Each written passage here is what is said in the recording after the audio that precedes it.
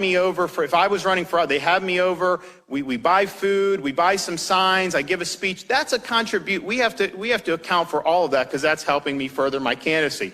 But yet they could potentially deplatform the opposing candidate. They could suppress the message, and that's just something that is somehow okay and free from that. I don't think so. I think we need to hold them accountable. Do you see that there's no requirement for those that are posting on the internet to have any, any kind of regulation or any kind of, accurate portrayal of events?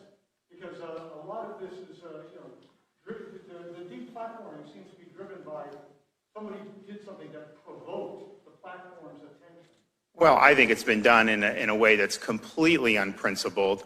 They mentioned the Hunter Biden. Hunter Biden story was true, okay? We now know it was true. And the typical corporate media outlets, they just chose to ignore it.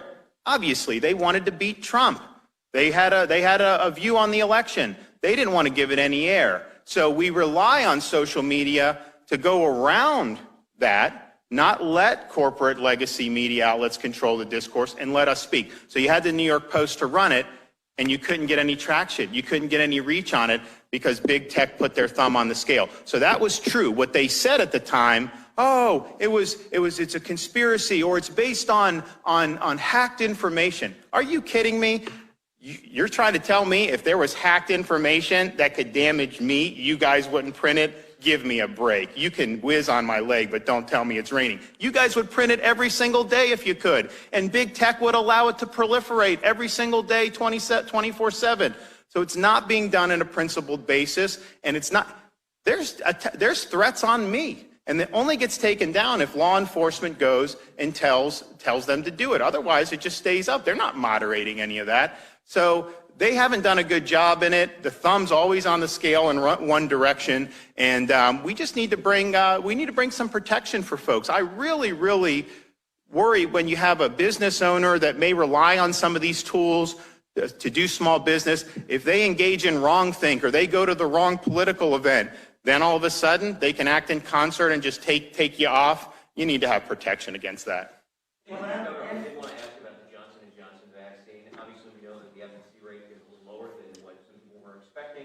My question is, are we going to prioritize that vaccine to maybe be less vulnerable in Florida once it's received, and then give Moderna and Pfizer to those who are more vulnerable? Well, look, I made some comments yesterday.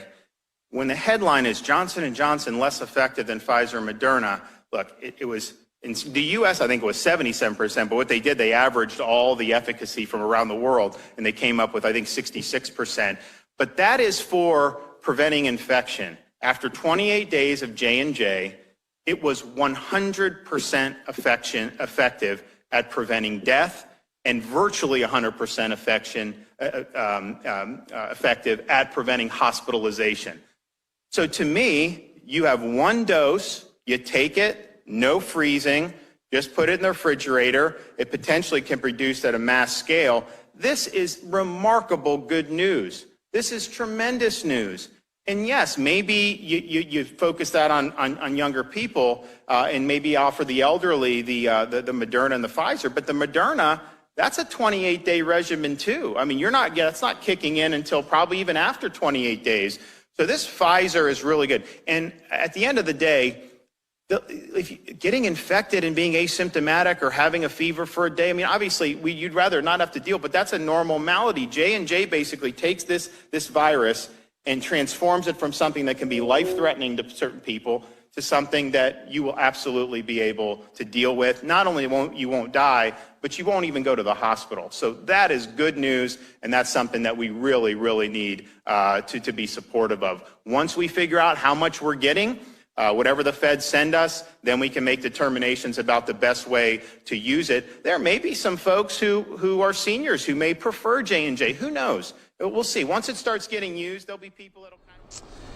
That was Governor Ron DeSantis, and a little back and forth there. Some strong words there by the governor there of Florida, talking about social media protections, and maybe are there too many protections for places like Twitter and Facebook.